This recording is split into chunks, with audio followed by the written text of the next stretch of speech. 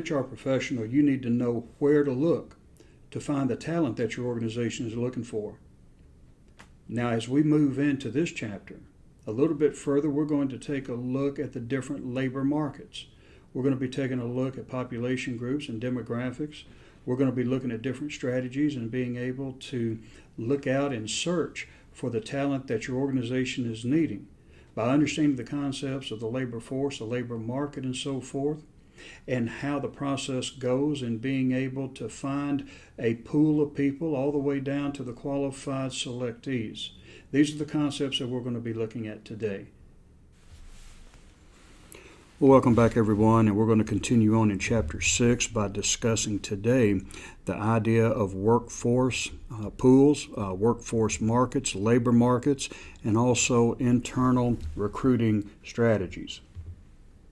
Now, what's a labor market?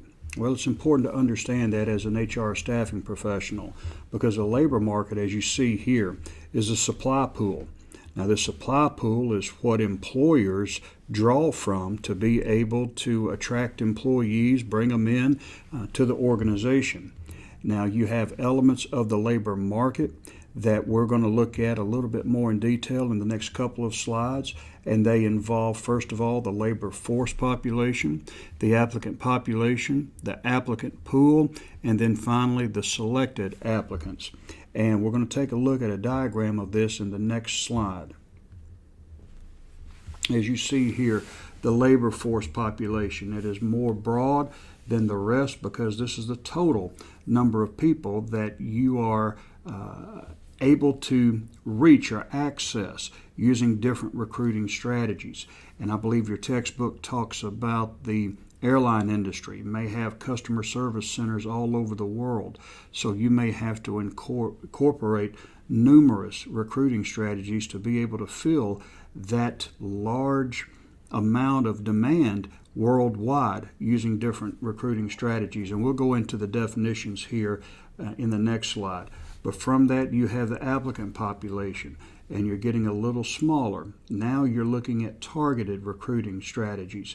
You may have a job come up that requires a specific talent, such as an engineer. So they're going to have a certain amount of education and so forth. So you're going to pinpoint a little bit more finitely your recruiting strategy. Then applicant pool. These are the ones who are the serious contenders for that job, the ones who meet the initial qualifications, and then you have the selected applicants. These are the ones who are going to be in the running for those positions and so forth.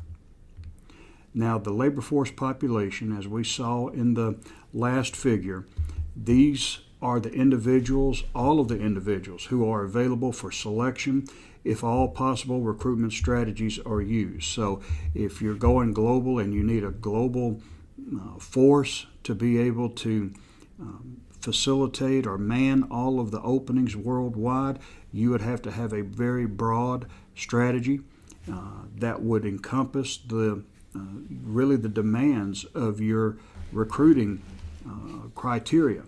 Then you have the applicant population. This is the subset that is available for selection using a particular recruiting approach. For instance, if you need a pool of engineers and so forth, you may have to target your recruiting efforts to maybe certain geographic areas that are known for engineers, maybe, such as, let's say, Silicon Valley in California. They have a lot of computer engineers and so forth. You may also target colleges to be able to bring in engineers and so forth. You may go to places where the other organizations exist that have engineers and talk to these individuals as well. So that's your applicant population. And then from there you have an applicant pool. And these are the ones that once you have identified this subset, you're actually evaluating them for selection. And then you go on to what we call labor market record keeping. And this is important so that you can track your people, to have a record of your people. So the record keeping, once you have gotten your pool of applicants, you want to be able to initiate strategies that are going to conform not only to the demands of the organization, but record keeping will also help you maintain EEOC guidelines, federal regulations, so that you know the demographics of your applicant pool and the number of people that you're selecting and what demographic they consist of. Applicant tracking systems makes the recruiting process more effective. Employers store information to avoid claims of impropriety. So if you are being audited by the government, let's say, for instance, you've had some complaints by employees or people who have applied and they haven't been hired and they accuse you of discrimination, well, you have the record keeping there to be able to substantiate your hiring decisions. Without any paperwork, your word is all you have, and more often than not, that's not enough to hold up in court. Now, labor market and unemployment. First of all, unemployment rates vary with the business cycle. Not all times are bad, and a lot of people say that recruiting is easy when the unemployment rate is high and that more people are going to be apt to find jobs. Well, that's true. But the problem that a lot of HR staffing individuals get into is that when it comes to being able to fill positions, they're looking at filling numbers. They're looking at quotas. And, of course, during unemployment times, when the unemployment rates are high, you're going to have a broader selection of people, but you don't want to compromise the quality of people that you're getting. Now, one of the mistakes that a lot of people make is that, if a company is not hiring at the time, maybe unemployment is high and the company is not really looking to hire, or they're downsizing or whatever, that doesn't mean they're not hiring. You have to be able to present yourself in a way that's going to make you worth that company's time and money to hire you, even in certain economic situations. So unemployment rates vary with the business cycle. Yes, you find more people looking for jobs when unemployment is high, quite naturally. But also, too, with that, you have to be still careful of the quality of people that you're bringing in. Unemployment rates also vary depending on skills needed. There are some skills out there in some degrees that, quite frankly, they've saturated the market. There's very little demand for them right now. In fact, some of the computer jobs that used to be wide open, opportunities in computer technology, they're no longer around because people have just saturated the market with information technicians, information systems technicians, and so forth. So it does vary depending on skill. Highly skilled workers are recruited differently. There's a different method to go through it. When you're taking a look at highly skilled people, you're going to have a certain approach to be able to entice them and to be able to essentially win them over. Younger technology-savvy workers are sought after. These are the ones that we're looking for today because not only do you have longevity with their youthfulness, you also have with them the technology that is often, at a premium, that knowledge. And you don't necessarily have to have it coming from college. A lot of young people today are being self-taught and they're going right to work. So we're starting to evolve from the paradigm that you have to have a degree in these certain fields. That's really not the case with a lot of people. If you show the ability to do the work, especially in technology, they will normally hire you. Some industries experience difficulty finding qualified workers, and that's really with especially the technical fields today. I know heating and refrigeration, that industry is wide open. Mechanics are wide open. Court reporting is wide open right now because these industries, these companies are having a hard time finding people who are just, available with that type of certification. And many people today, again, they're getting their degrees, but as a result of that, these technical skills are really going by the wayside. So we see a change and a shift in demand, labor demand right now, that's shifting towards the skilled technical certificates, certifications and stuff, and that's going to be the big demand in the future. Now, with the labor markets, you have, as you see here, different geographic labor markets. You have global labor markets, industry and occupational labor markets, educational and technical labor markets. There are all different types of labor markets out there, but just to know that they're there is enough at this point. Now, the different labor markets in recruiting. Now, depending on the market that you're looking at, that will determine how you go about your recruiting efforts and who you're looking for. And as you see here, there are 4 broad categories of labor markets. You have industry and occupational labor, and these are the healthcare people, retail, education, education and technical labor markets. These are people that, as you see here, they're more of an educational background and technical background. Geographic labor markets, and that could be regional, local, national, or international. And then global labor markets, which are exporting work to overseas labor markets when doing so is advantageous. So they can send work out to other companies, outsourcing essentially. And we talked about that a couple of weeks ago. So there are different types of labor markets, and this just gives you an idea of the type of markets that are out there. Now, what do you as a staffing professional do when you are needing to fill positions? Do you look within the organization, or do you look outside the organization for that talent? Now, both of these, internal and external strategies, have their strengths and they also have their weaknesses. So today, let's take a look at just an overview of both, and then we'll go into some internal recruiting strategies. Now, internal, as I said, is promoting from within the organization. External is hiring from outside the organization. And possible strategy for organizations that face rapid changing competitive environments and conditions would be to promote from within if you have a qualified applicant. So if you're changing rapidly and the environment is competitive and the conditions warrant it, you might be better just to hire from within. Why? Because these individuals already know the organization.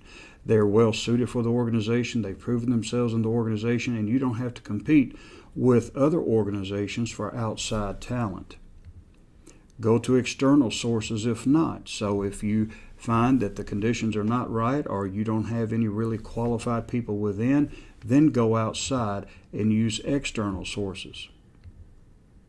Now, technology is getting to be, as we've said time and time again already in this course, technology is a major influence in how we do business today, and that also includes recruiting. We use social media and networking. A lot of recruiting today is done through social media. You also have like LinkedIn and some of these other social network pages that help people just get their name out there. I know with LinkedIn, I get all kinds of inquiries and people wanting to affiliate with me and so forth, and I don't know very much about it other than just I'm a part of it, and there are a lot of people out there who do their networking on that, and I've had some people tell me they get very good results from using just something like LinkedIn to be able to network with people. Passive job candidates, these are qualified individuals who aren't actively looking for work, but might be interested if the right job comes along. They're kind of like trolling. I'm not really actively pursuing anything, but hey, if something comes up, then I may jump on it. And that's really all of us. I say all of us, most people. If they find something better, chances are they're going to go to it. So this allows you, technology allows you to be able to look at a vast expanse of opportunities out there that present itself, and if it's right for you, you can jump on it. We talked about LinkedIn. Twitter is another social networking site. Web-based recruiting.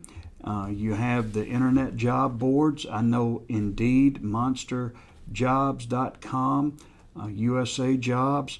There are all types of web-based recruiting platforms out there. You can also go straight to employer websites. I've done that, just looking around with different schools. I can go to a university. It makes no difference. It could be University of Hawaii.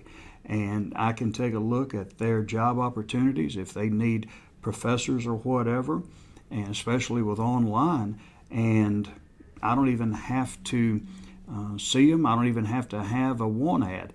I can just go right to that site and put in my application, and oftentimes if they don't hire you right away, you'll be put in a pool that they'll hold for 6 months or maybe a year. So these have their advantages, and I recommend you just going on, if you haven't done so already, just go on and take a look at some companies that you might be interested in. See what they're doing as far as hiring, and just put in some inquiries. Now you have e-video, recruitment videos, and video interviewing. I've done that before with a college, and it's really no different than just getting on television to do a lecture. You just have video technology. Recruitment videos. Nike has recruitment videos that they send out as a public announcement if they're hiring in areas. So there are different types of e-video recruiting resources that you can use. Gamification is using game thinking and software to engage people in solving problems, and that's really something for the younger generation. I know one of the questions that Microsoft asks, or they used to ask, all of their applicants, and it was used to try to figure out the mentality of the person.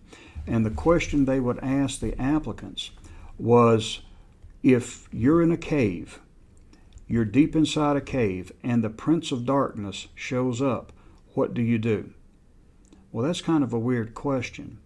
And I ask my students in my staffing class that very question, and they try to rationalize it, and they try to set conditions on it, and so forth. And really the answer is, if the Prince of Darkness shows up with you in a cave and you're alone, you waste him. Now, that's kind of really an odd answer. But what Microsoft is looking for, they are looking for the people who are into gaming, especially these role-playing games, where you can find yourself in a cave and you may have a demon or some type of adversary show up, and you're not going to talk to them or try to set conditions. You're just going to go at it. You're going to waste that adversary. And that indicates, I guess, to Microsoft that you have a gamer's mentality, and that's what they're wanting, that type of person. So interviews today and screening procedures and all of that stuff, the old ways of doing things are pretty much falling fast away. They're coming up with new and creative ways to screen people who are going to be right for that organization, and gamification is one of them. Now we have also the internet job boards. We talked about that. Career websites, employer websites, legal issues now when it comes to the recruiting options that you have, the misuse of screening software, You don't want to have any type of software that can even hint at the possibility of you screening out a demographic. So make sure and software, the software that we have today is good, and it does screen people out, which is what it's supposed to do. But you need to make sure that the ones who are filtered out because of the job requirements and not because of the person's physical or spiritual or sexual makeup. Collection of required applicant information. You want to make sure that only information that is pertinent to that organization or that job is collected and stored. And you need to have the exclusion of protected classes from the process. You want to make sure that you're not violating any protected classes' rights. And proper identification of real applicants. These are the things that, based on KSAOs, that you want to retain in your recruiting efforts and online, and maintaining confidentiality and privacy. And that's a challenge, especially with hacking and all of that. But you need to make sure that you've done everything reasonable to be able to maintain privacy and confidentiality. Now, these are just some of the advantages and disadvantages to technology and recruiting. I'll let you guys take a look at that and just review it. Now let's go on now to internal recruiting sources. And as we saw earlier, this is recruiting from within. It's information on existing employees like their KSAOs, and they're entered into a database. So you have, or you should have, in your HR department, a comprehensive database on all the employees if the company is large enough. And you should be able to track that person's progress through the organization from the time that they came to this organization up until the present time.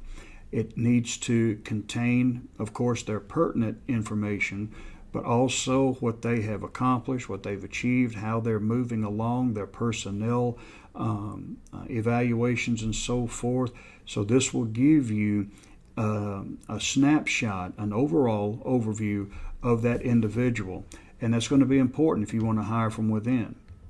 Employee data is sorted out by occupational fields, education, areas of career interest, and so forth. So you've got all of those variables there, and you don't even have to talk to the individual. You already have it in the database.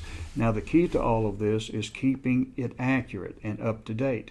If it gets abused or neglected, as people move along, you're not going to be accurate on anything. So you need to be able to make sure you've got accurate and comprehensive information.